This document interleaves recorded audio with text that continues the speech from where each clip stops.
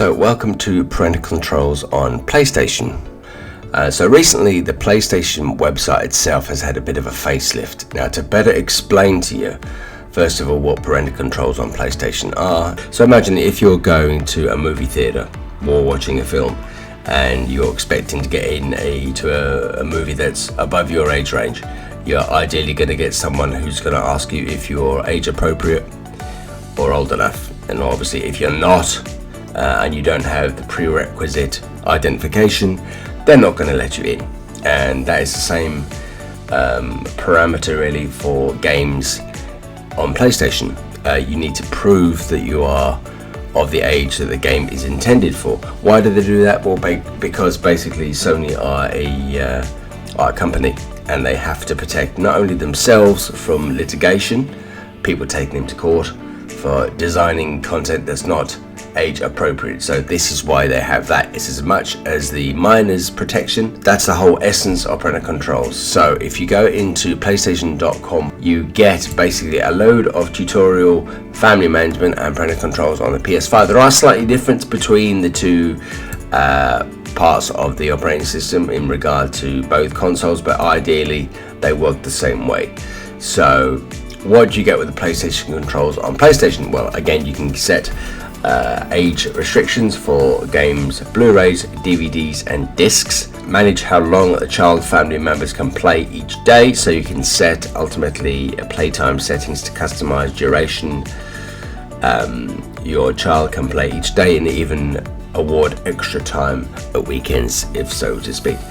You can control chat, messaging and control content sharing as well. Restrict child access to the PlayStation 4 and PlayStation 5 web browsers, and then set monthly spending limits for digital purchases, and setting up multiple layers of passcode protection also as well.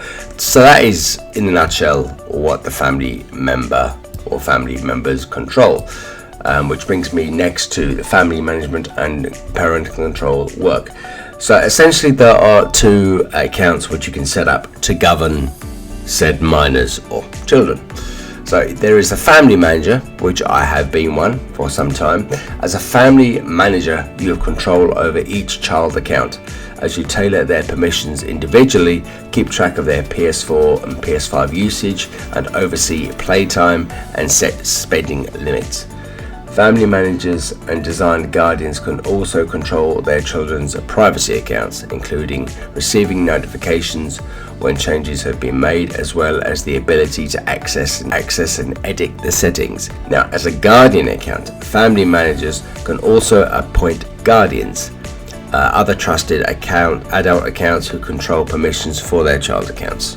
And also, there is a third. There is a family member.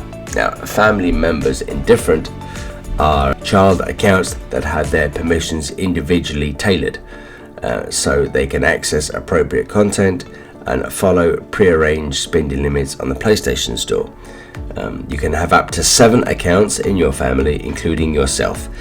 So each of the other 6 accounts, each family member's setting and data are kept separate. So essentially you have 6 separate accounts, so everyone has their own game progress and trophy collection. Now, there is a family manager app, or as part of the PlayStation app, you can stay in control from your phone, PC or PlayStation console. Well, that goes without saying. So if you are a family manager, say, and you have the PlayStation app pre-installed or installed onto your phone, you can monitor each of those accounts as they are live on the app.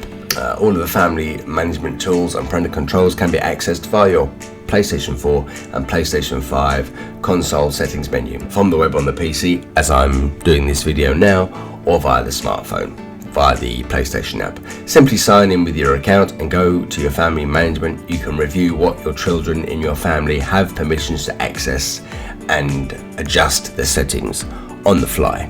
Great games for kids and parents alike. So this is a section where, in search of family friendly fun or something just for the adults, check out the extensive buyer's guide to some of the best games for younger players and those who are raising them too. So you get peace of mind on what your content your kids or even parents and guardians have control of, and obviously you can find age appropriate software. Again, you can get more help and support from finding your own answers, basically. So you can find answers to all sorts of questions related to Sony products and services, including additional safety resources via the helpline and support hub. Now again, the web chat I've actually used for before. You will find at peak times that the chat lines do get very, very busy, and you can be waiting up to 20 to 30 minutes respectively for any sort of online chat to become available. So do allow a good afternoon or even morning, or maybe a day off before you even attempt to do anything like that. That would be in the extreme cases that you can't get some parental control things sorted. Again, I have used this before, and it does get very, very busy, folks. So that's basically is a brief underlying of what the parental controls does. I have covered the parental controls extensively on the channel, and I do have a PS4 and PS5 family management control playlist which you can browse at your own leisure, folks. That is essentially PlayStation controls on your PlayStation. Thanks very much for watching this video thus far, and I look forward to seeing you again in the near future.